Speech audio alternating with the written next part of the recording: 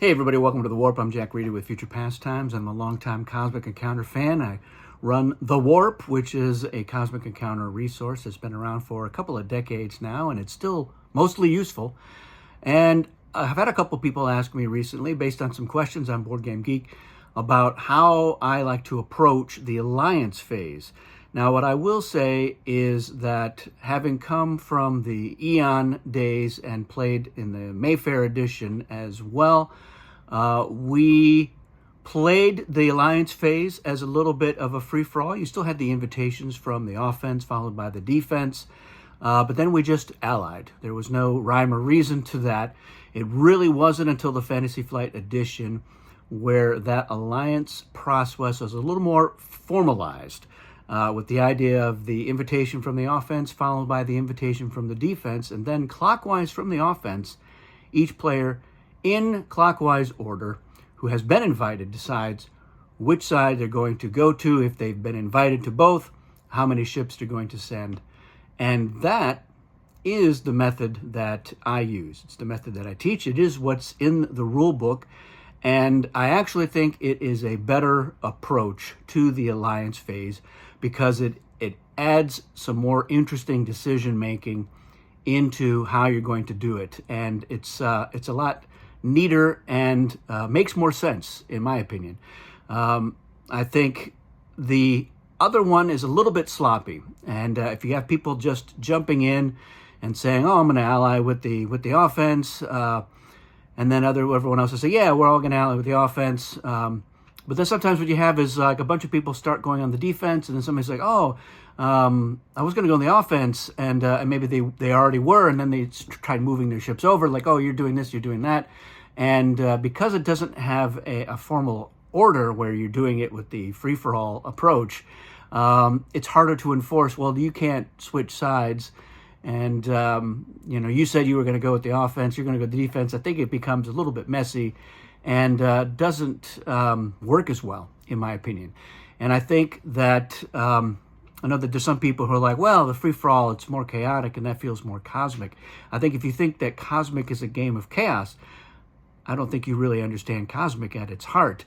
It is not a game of chaos. It is a game of control, disguised as chaos. A lot of that game is all about control. The Destiny deck is control. You don't just get to attack whoever you want. Destiny is going to decide that. The may use part of your alien power, that is control. That is when you can play the Cosmic Zap. It's control.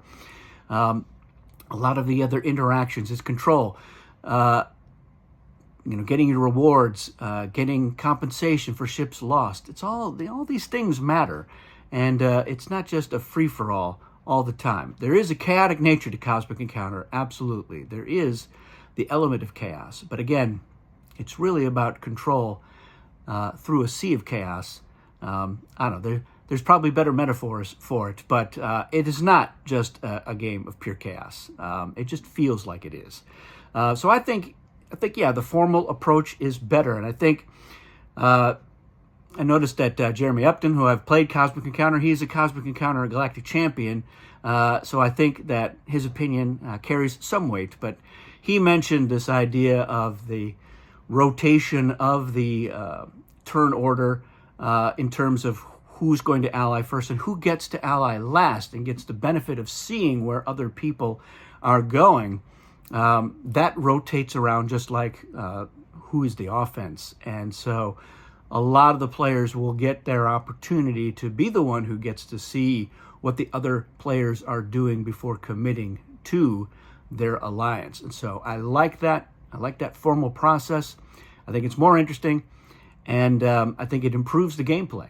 And that said, I think introducing the alliance styles is a way that you can turn that process on its head, but you still have that control.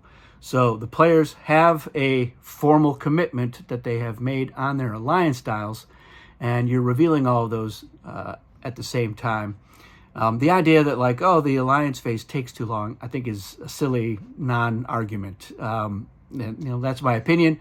I think it takes about as long to commit and then bring your ships in there if you want to get into the negotiating and whatnot, that's going to be a part of whatever approach you end up using.